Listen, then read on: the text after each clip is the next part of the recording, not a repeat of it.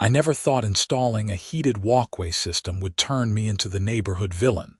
But when Linda Hartwell knocked on my door that freezing December morning with her lips pursed tighter than a vise grip, I knew my peaceful life in Aspen Ridge, Colorado, was about to get complicated.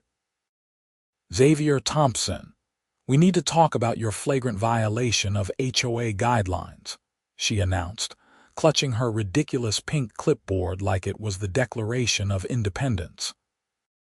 The cold wind whipped through the doorway, but she stood there in her puffy white coat, refusing to budge until I acknowledged her presence. I rubbed my eyes, still groggy from sleep.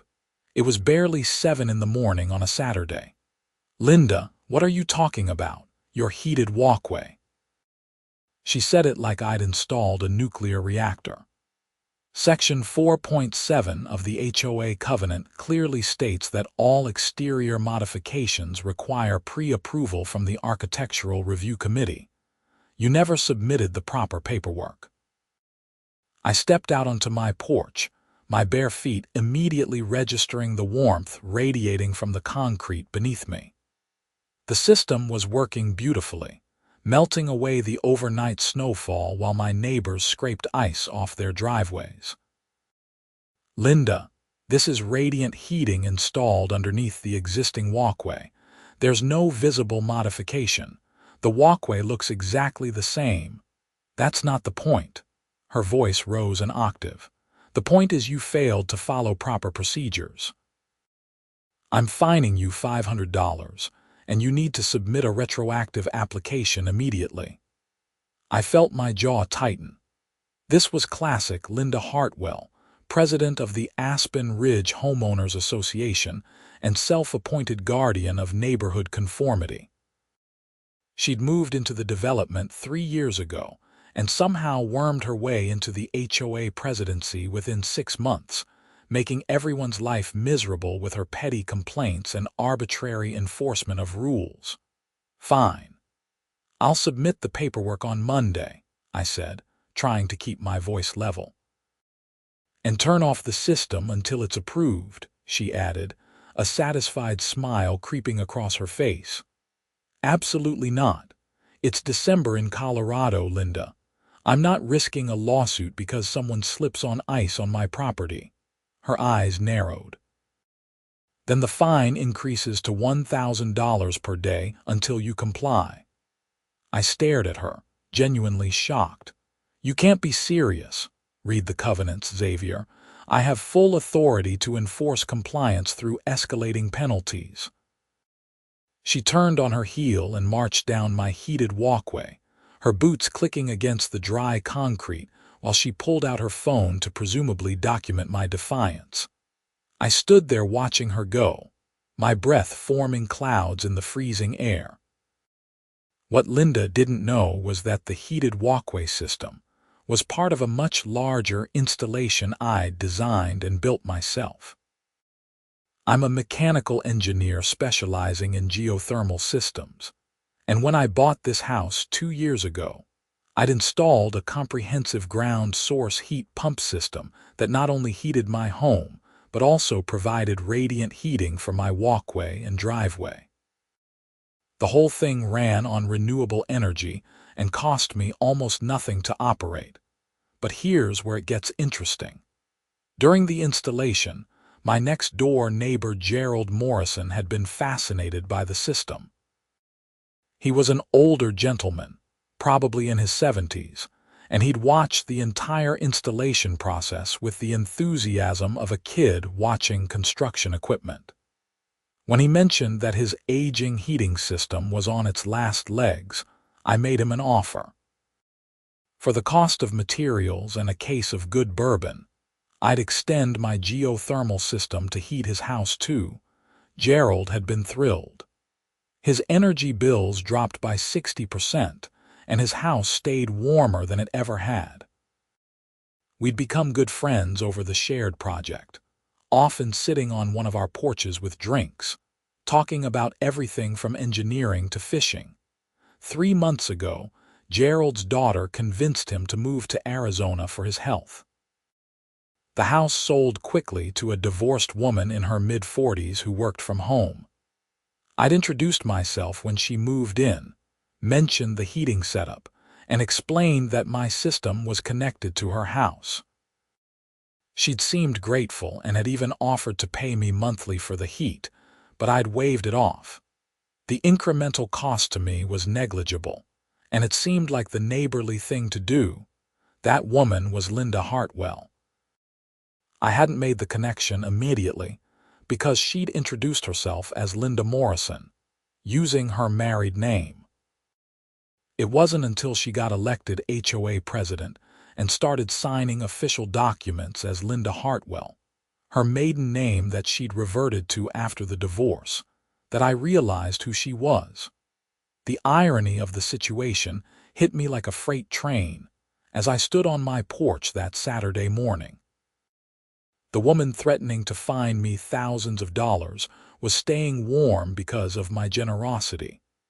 Her house was heated by the very system she was now attacking. I went inside and made coffee, my mind racing through possibilities. I'm not a vindictive person by nature, but something about Linda's smug satisfaction as she'd threatened me sparked something. I pulled up the control system for my geothermal setup on my laptop. The interface showed 2 zones. Zone A was my property, Zone B was Linda's house. A simple toggle switch could disconnect Zone B entirely. My finger hovered over the option. It would be so easy, but I'm not that guy. I believed in taking the high road and being reasonable. So instead, I spent the weekend preparing my retroactive application for the heated walkway, complete with engineering diagrams, energy efficiency calculations, and photos showing that there was 0 visible modification to the property. Monday morning, I submitted everything to the HOA portal and emailed Linda directly. By Monday afternoon, I received her response. Application denied. Excessive energy use concerns. Remove system within 30 days or face additional penalties. I read the email 3 times, each read making my blood pressure rise a little more. Excessive energy use concerns. My system was geothermal, one of the most efficient heating methods available. It used less energy than conventional heating. This was personal, and Linda was abusing her power. I called an emergency meeting with the HOA board, which was my right as a homeowner. The board consisted of Linda, Treasurer Doug Peterson, and Secretary Margaret Chen. We met that Wednesday evening in the community clubhouse, a small building near the neighborhood entrance. "Thank you for coming," I began, standing at the front of the room while the 3 board members sat behind a folding table. "I want to discuss the denial of my heated walkway application. The reasoning given doesn't make technical sense, and I believe this decision is arbitrary." Linda didn't even look up from her phone. "Your appeal is noted and denied. Next topic." "Linda, you haven't heard what I have to say." "I don't need to. The decision stands." Doug, a quiet man in his 60s who mostly seemed to go along with whatever Linda wanted, shifted uncomfortably. Margaret, at least, looked sympathetic. "Xavier, maybe if you could provide more documentation about the energy usage." "I provided detailed calculations in my application," I said, pulling out copies and sliding them across the table. "My system uses 40% less energy than a conventional furnace. There's no legitimate energy concern here." Linda finally looked up, her expression cold. "The concern isn't just about your usage, Xavier. It's about setting precedents. If we allow you to install hidden modifications without pre-approval, where does it end? Underground pools, bunkers. We have rules for a reason. Hidden modifications. Linda, we're talking about heating pipes under a walkway. The walkway looks identical to before. And for the record, I installed this system 2 years ago, long before you even lived here. Which makes it an even more egregious violation," she shot back. You've been in non-compliance for 2 years. I felt my frustration boiling over. This is ridiculous. The system is safe, efficient, and invisible. There's no negative impact on the neighborhood whatsoever. In fact, it's a safety improvement because my walkway never ices over. The decision is final, Linda said, standing up. This meeting is adjourned. Margaret spoke up, surprising everyone. Actually, Linda, I think we should take a vote. Xavier makes valid points. Linda's face flushed. Fine. All in favor of upholding the denial. Linda's hand shot up. Doug hesitated, glanced between Linda and me, then slowly raised his hand. Margaret kept hers down. 2-1, denied. Linda gathered her things and walked out. I drove home that night feeling defeated and angry. This wasn't about HOA rules or architectural integrity. This was about Linda flexing her power, possibly because I hadn't fallen in line with her authority like everyone else in the neighborhood. I'd seen how she operated. Intimidation, threats, and unreasonable fines until people either complied or moved away. When I got home, I sat in my living room, the house comfortably warm thanks to my geothermal system. The same system keeping Linda's house warm. The same system she wanted me to disable. I opened my laptop again and stared at the control panel. Zone B. Linda's house. The temperature in Colorado that week was brutal. Nighttime lows were dropping to 5 degrees Fahrenheit, and daytime highs weren't much better. If I shut off her heat, she'd notice immediately. Her old furnace had been completely disconnected when I integrated her house into my system because Gerald hadn't wanted to maintain 2 heating systems. I thought about it for a long time. This would be petty. It would be revenge.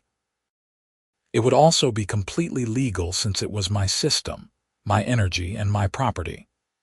I'd been providing her heat out of goodwill, and goodwill was a two-way street. Thursday morning, I woke up to another email from Linda. Final notice. Disconnect heated walkway system by December 31st or face legal action from the HOA. I made my decision. I opened the control panel and clicked the toggle for Zone B. The system immediately stopped sending hot water through the pipes running under Linda's house. On my monitor, I watched the temperature readouts for Zone B begin their slow decline. Then I did something else. I documented everything. I pulled up the original agreement I'd made with Gerald, which explicitly stated the arrangement was voluntary and could be terminated at any time. I took screenshots of Linda's threatening emails. I compiled every piece of correspondence showing her unreasonable denial of my application. By Thursday afternoon, my phone rang.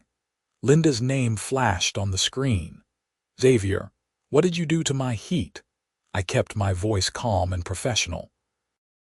I'm not sure what you mean, Linda. My house is freezing. The heating stopped working this morning. That's unfortunate. Have you called a heating repair company? Don't play games with me. You control the heating system. I control my heating system, yes. The system that runs under my property and through my equipment using my energy.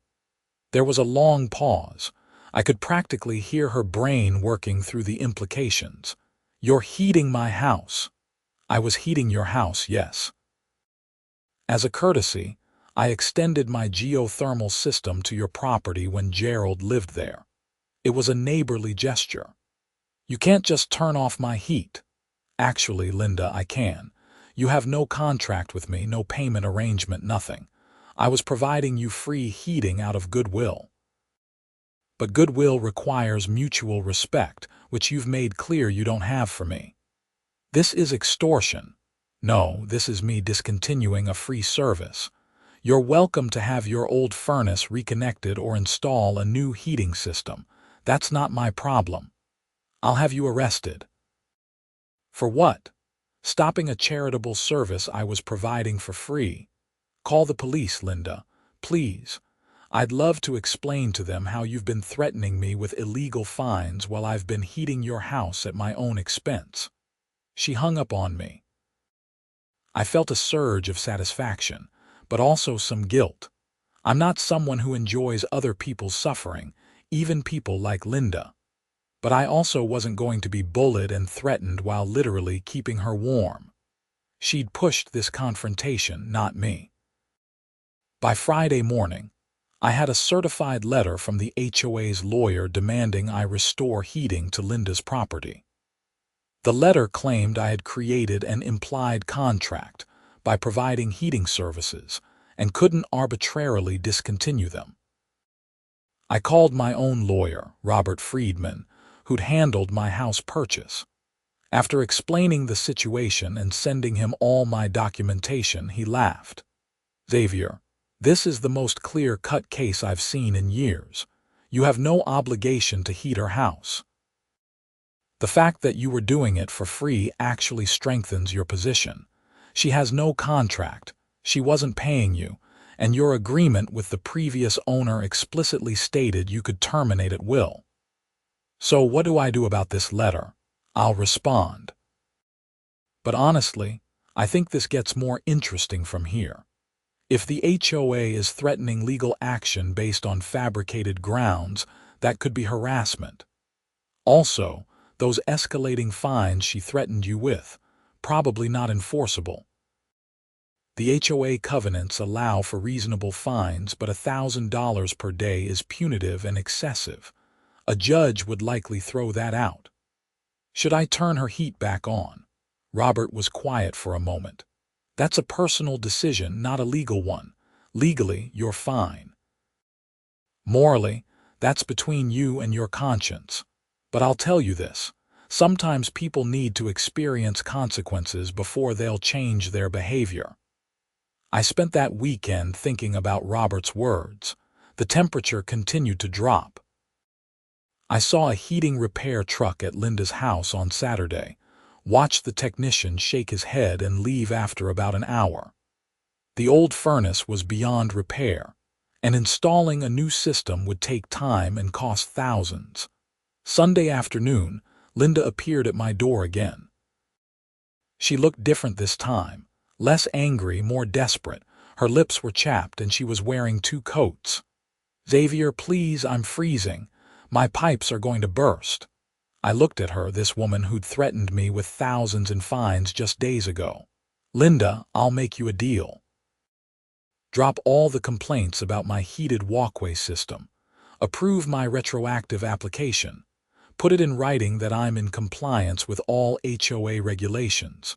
Do that, and I'll turn your heat back on." That's blackmail. No, that's negotiation. You want something from me. I want something from you. We can both get what we want, or we can both be stubborn and you can freeze while I stay warm. Your choice. She stood there shivering, pride warring with practicality on her face. Finally, she nodded. "Fine, I'll approve your application tomorrow." "Tonight," I corrected. "Email me the approval and a formal statement that I'm in full compliance. I want it documented before I flip that switch." She pulled out her phone with shaking fingers and typed right there on my porch. My phone buzzed a minute later with her email. I read it carefully, making sure all my conditions were met. "Okay," I said, stepping aside. "Come in while I reset the system. It'll take about 30 minutes for your house to start warming up." She followed me inside, hovering awkwardly in my entryway while I went to my laptop. I toggled Zone B back on and showed her the screen. "See, hot water is now flowing through your system again." "Thank you," she mumbled, not meeting my eyes. "Linda, I want you to understand something. I never wanted this fight. I installed a safe, efficient heating system on my property. I was generous enough to extend that system to your house for free.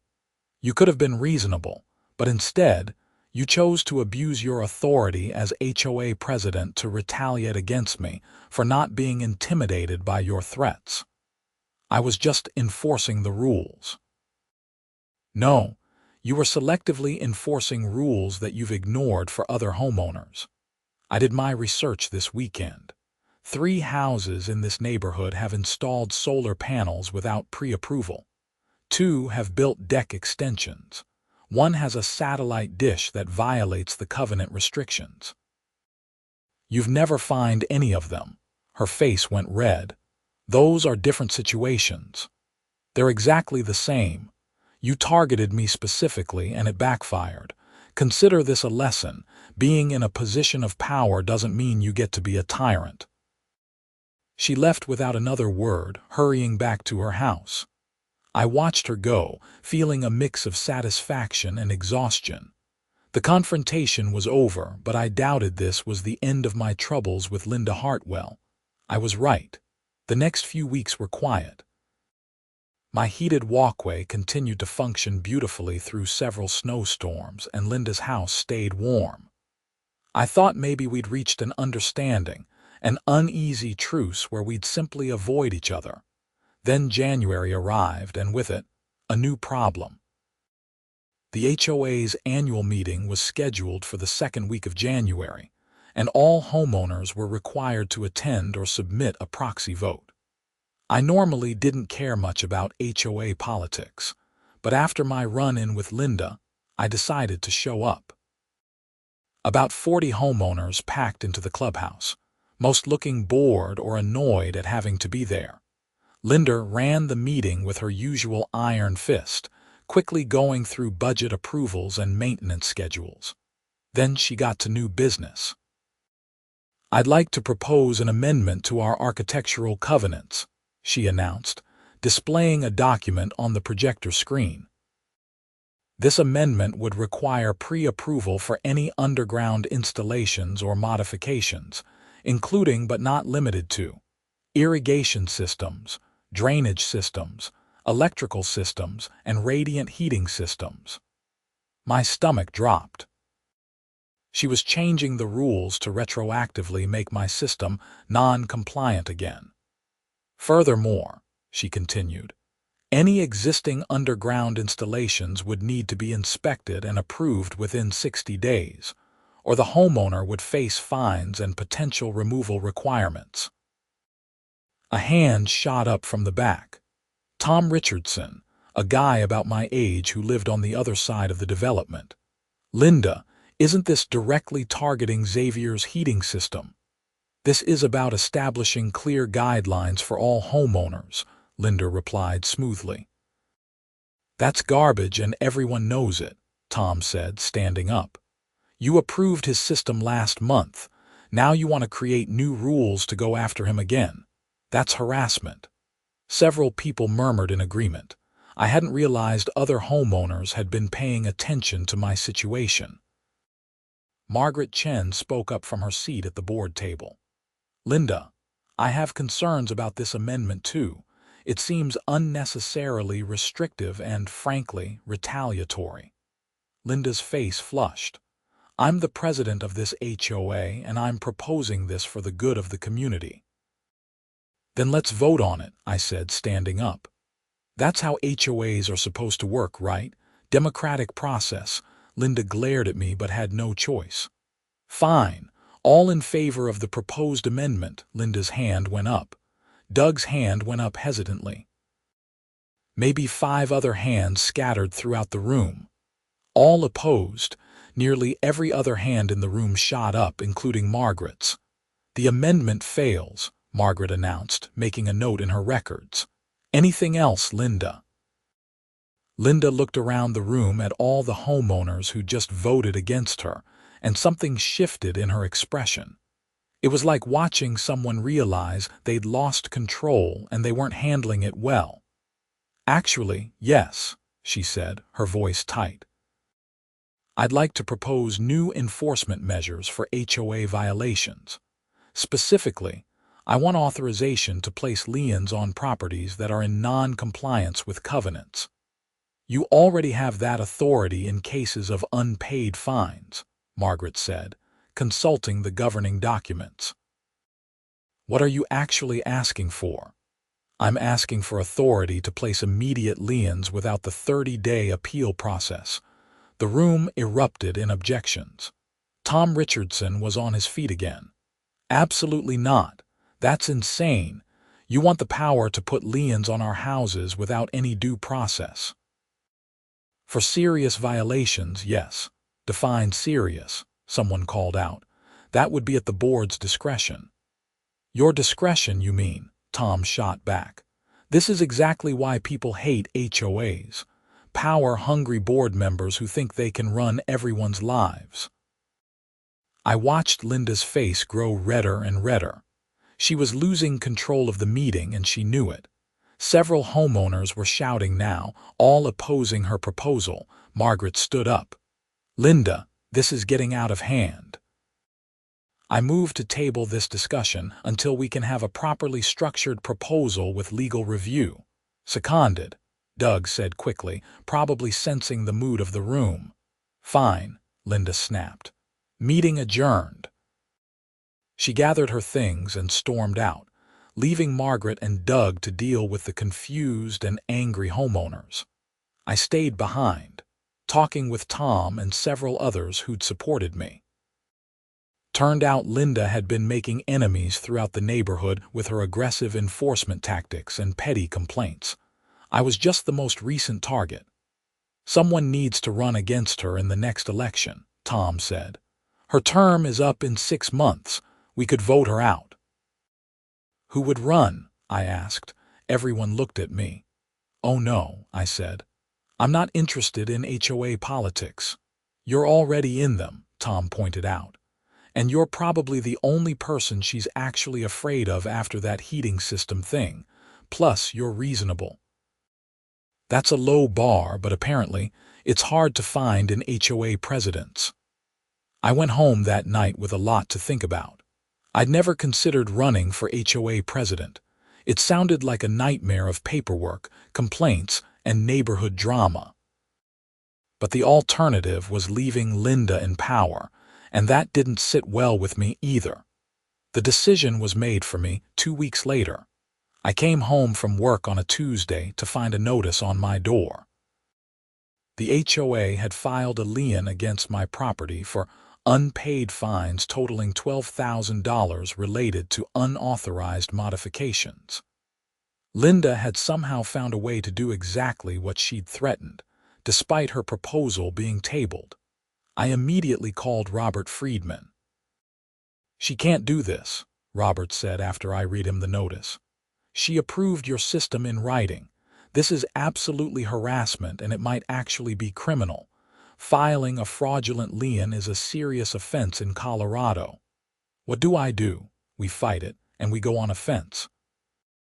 I'm going to file a complaint with the county and request a hearing to remove the lien. I'm also going to send a cease and desist letter to the HOA and personally to Linda. If she continues, we'll sue for harassment and file a complaint with the state regulatory board that oversees HOAs. The next day, Robert filed all the appropriate paperwork. The day after that, Linda received his cease and desist letter. That evening, my doorbell rang. It wasn't Linda. It was Margaret Chen and Doug Peterson. Xavier, we need to talk, Margaret said. Can we come in? I let them in, and we sat in my living room. Both of them looked uncomfortable. We didn't know Linda was going to file that lien, Margaret began. She did it without board approval, which is a direct violation of our operating procedures. She's acting independently on a lot of things, Doug added. We've been concerned for a while, but today she crossed a line. Margaret and I met this afternoon, and we've decided to call for a special election to remove her as president. I blinked in surprise. You can do that. With a 2/3 vote of the board or a petition signed by 30% of homeowners, Margaret explained. We have the board votes, Doug, myself, and we're hoping you'll support it as a homeowner. Absolutely, I said. What do you need from me? Honestly, we need you to run for president. If we remove Linda, but don't have a replacement, the whole board structure collapses and we'd have to start from scratch. You're respected in the neighborhood. You've shown you can stand up to unreasonable demands, and you actually understand the technical side of property management. I thought about it for maybe 30 seconds. Linda had pushed me too far. The lien she'd filed was illegal and vindictive, and if I didn't do something, she'd continue to harass me and others. Okay, I'll run. The next week was a whirlwind.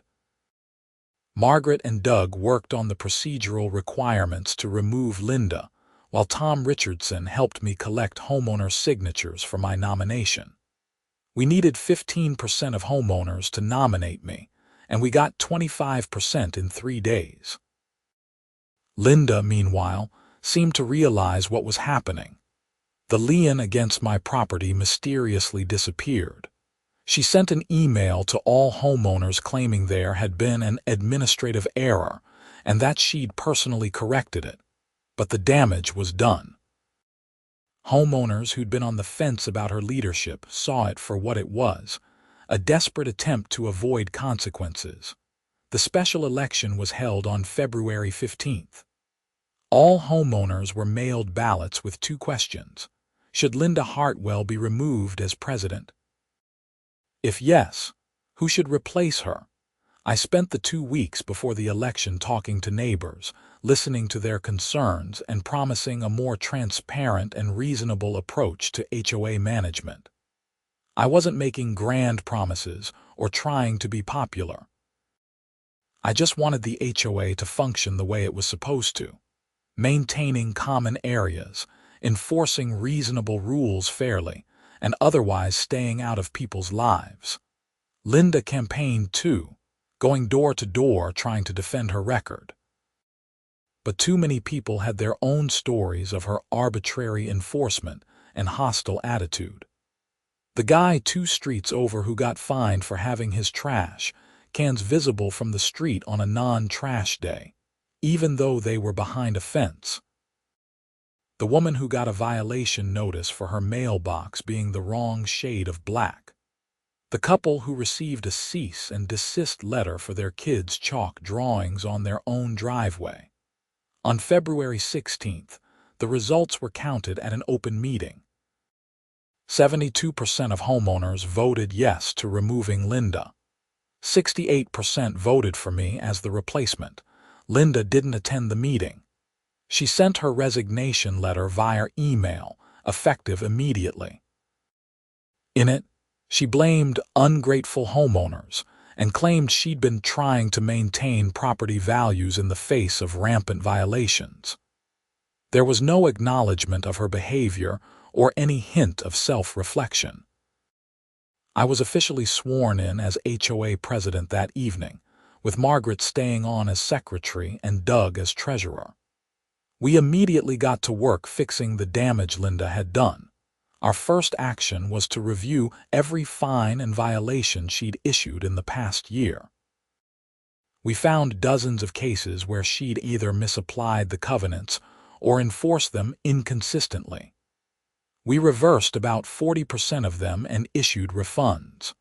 For the others, we set up payment plans and actually worked with homeowners instead of threatening them. Our second action was to revise the architectural review process.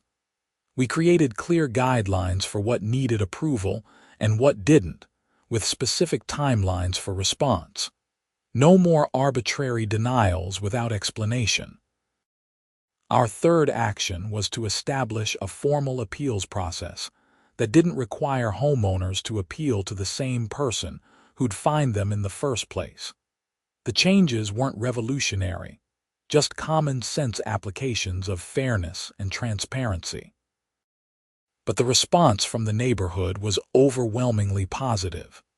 For the first time in years, people actually seemed happy to live in Aspen Ridge.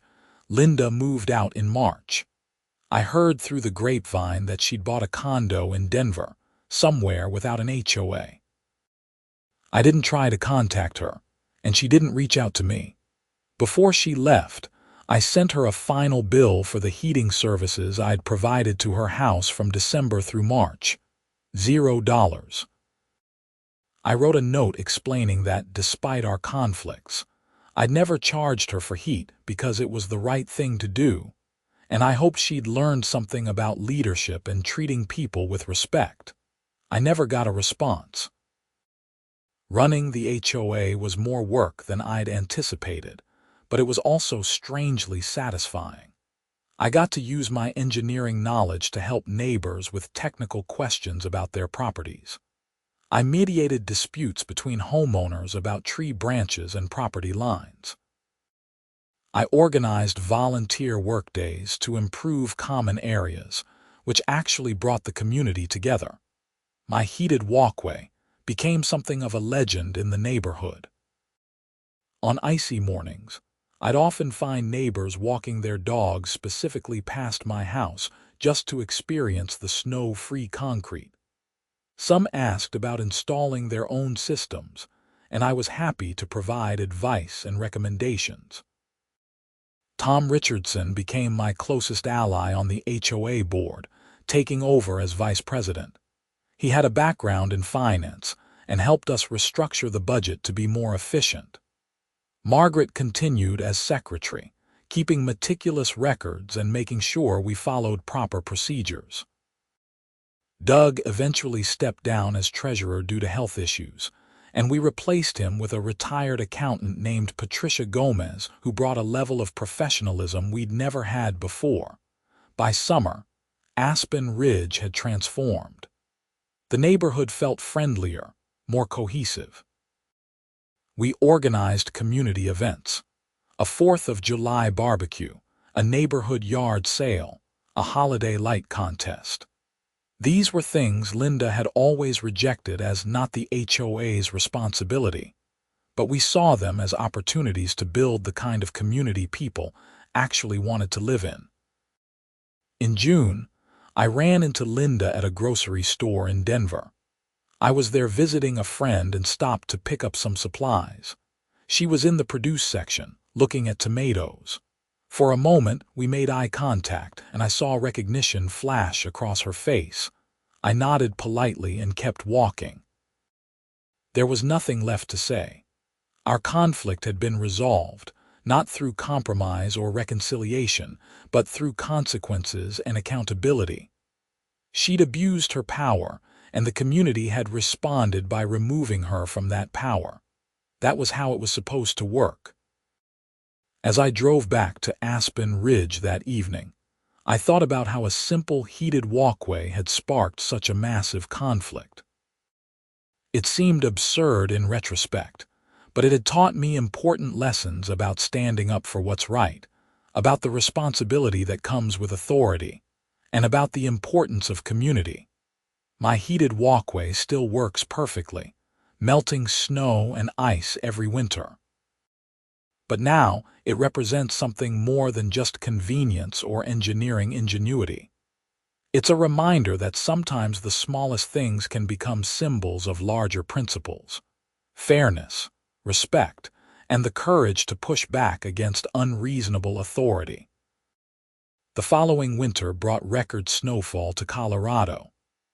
Aspen Ridge was buried under 3 feet of snow in a single storm, the kind of weather event that makes national news. Most of the neighborhood was paralyzed, driveways blocked, walkways impassable. But my heated system kept running, my walkway and driveway clear while everyone else dug out. Instead of resentment or complaints, I got something different: gratitude. Several elderly neighbors asked if they could pay me to shovel their walks since I wasn't shoveling my own. I organized a volunteer snow clearing crew instead, and we spent the weekend helping everyone who needed it. The HOA emergency fund covered the rental of a small plow for the community streets. That's when I realized what I'd really won in the conflict with Linda. It wasn't just about keeping my heated walkway or becoming HOA president. It was about proving that leadership doesn't have to be about control and punishment. It can be about service and community. In April, we held our regular annual election for HOA board positions. I ran unopposed for president, which was both flattering and slightly concerning. I made a point during the election meeting to encourage more people to get involved, to run for positions, to attend meetings. A healthy HOA needs participation and diverse perspectives, not just one person calling all the shots. Several new homeowners had moved into the neighborhood over the winter, including a young couple who bought Linda's old house. Their names were David and Rachel Winters, and they were first-time homeowners, excited and nervous about everything. When they found out about the heating system connected to their house, they insisted on paying me for the service. We negotiated a fair rate based on the actual energy cost, which worked out to about $40 a month during winter. It felt good to have a proper business arrangement instead of the informal setup I'd had with Gerald. David was a software developer, and he helped me upgrade my geothermal systems control software, adding better monitoring and efficiency features. "This is incredible engineering," David said one Saturday afternoon as we worked on the programming together in my basement. "You could patent this setup, maybe even commercialize it." I'd never really thought about it. The system had been a personal project, a way to apply my engineering skills to solve a practical problem. But David had a point. Geothermal heating was becoming more popular, and my multi-property design could be valuable in townhome developments or dense neighborhoods. "Maybe someday," I said. "Right now, I'm just happy it works and keeps everyone warm." By the time summer rolled around again, a full year after Linda's removal, Aspen Ridge had become something special. Property values were up, not because of aggressive rule enforcement, but because people actually wanted to live there. We had an active community Facebook group where people shared recommendations, offered help, and organized social events. The common areas were well maintained by volunteers rather than expensive contractors.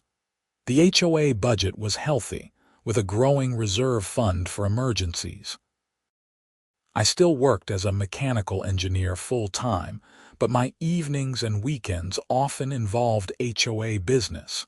It was volunteer work, unpaid and sometimes frustrating, but it mattered.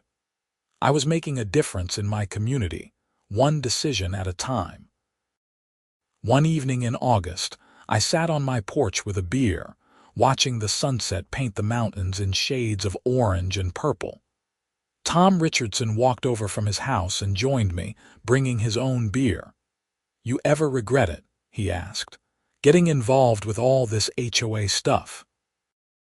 I thought about it, the conflict with Linda, the stress of the election, the ongoing responsibility of leadership.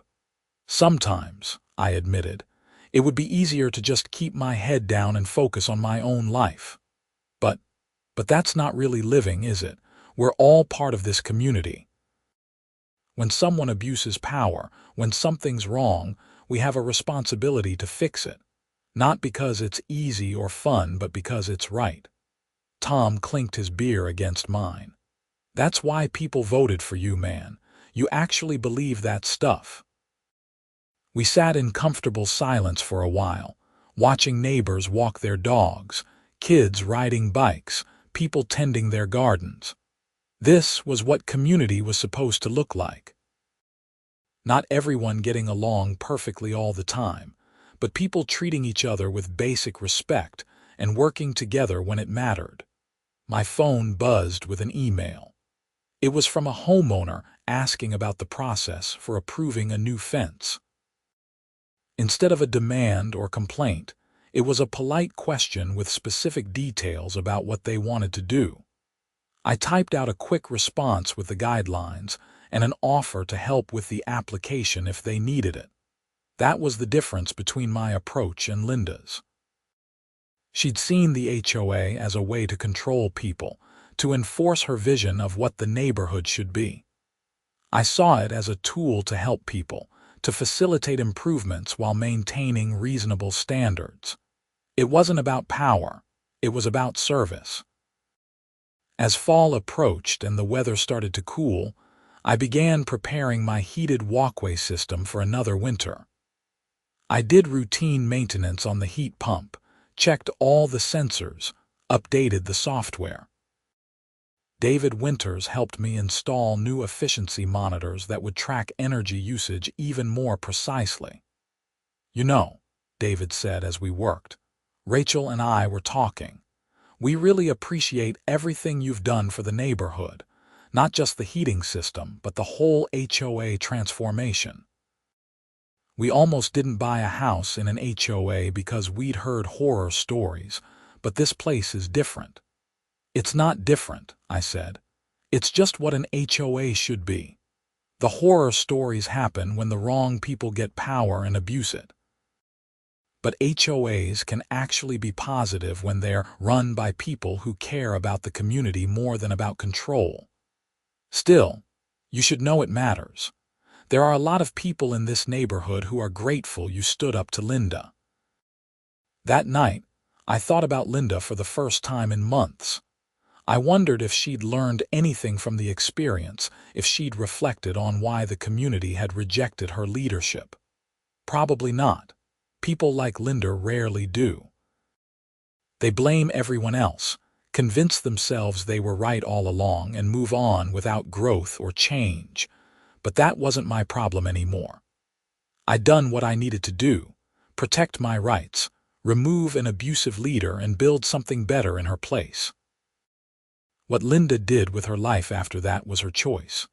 Winter came early that year, with snow falling in October. My heated walkway performed flawlessly, and several more neighbors asked about installing their own systems.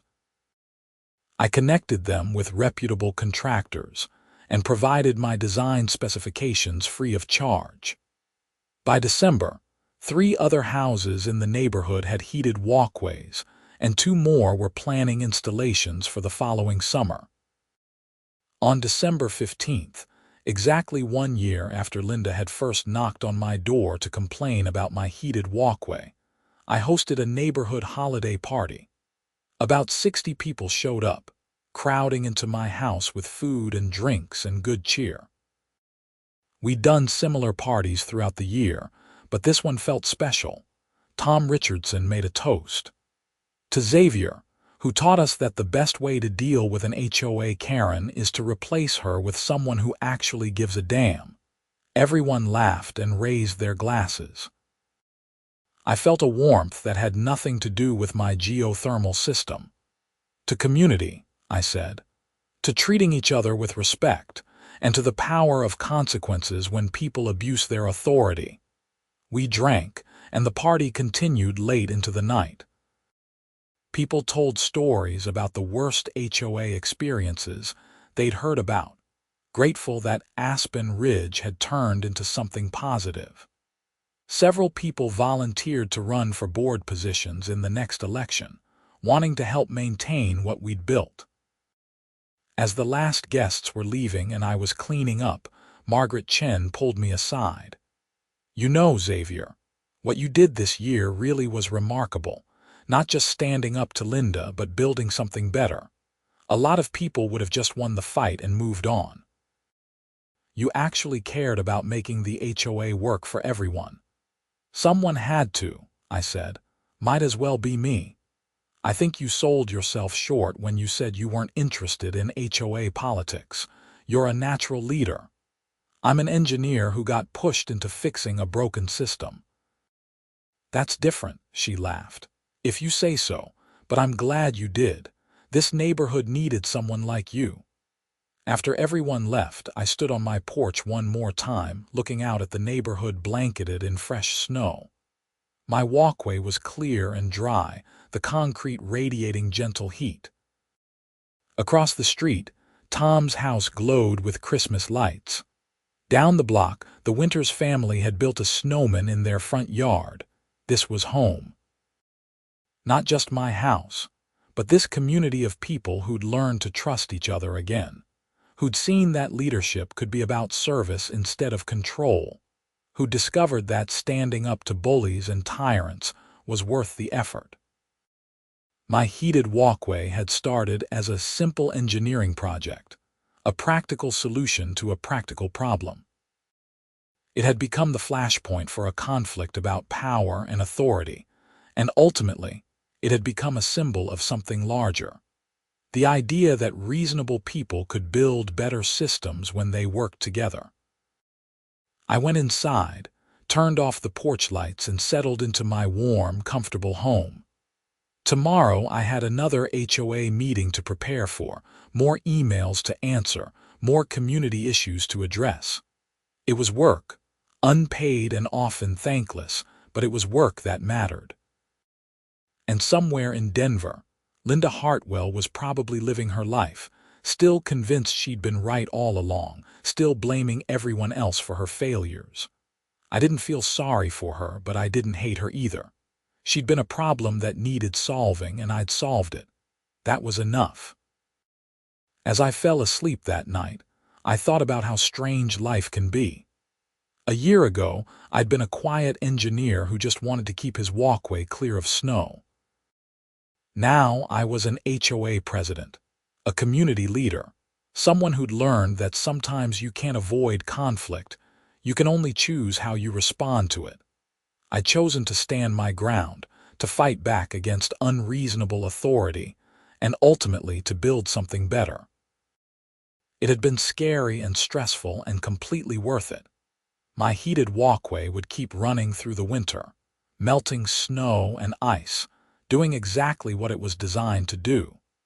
And I would keep running the HOA, helping neighbors and enforcing reasonable rules, doing exactly what I'd learned to do. Sometimes the best revenge isn't revenge at all. It's simply being better than the person who wronged you, building something positive from conflict, and proving that leadership is about service, not control. Linda had taught me that lesson without meaning to, and for that, I was almost grateful. Almost. But mostly, I was just glad she was gone and that Aspen Ridge had become a place where people actually wanted to live, where the HOA was a help rather than a hindrance, and where a heated walkway could just be a heated walkway without becoming a symbol of neighborhood warfare. The snow kept falling outside, and inside my house stayed warm, powered by the same system that had sparked everything. I smiled in the darkness, thinking about how far we'd all come, and fell asleep to dreams of clear walkways and peaceful neighborhoods, of conflicts resolved and communities rebuilt. In the end, that's what it had all been about. Not heated walkways or HOA rules or personality conflicts, but the simple human desire to live in peace with our neighbors, to be treated fairly, and to hold those in power accountable when they abuse their authority. Those were lessons worth learning, fights worth fighting, and victories worth celebrating, and my walkway. It just kept melting snow, one winter day at a time,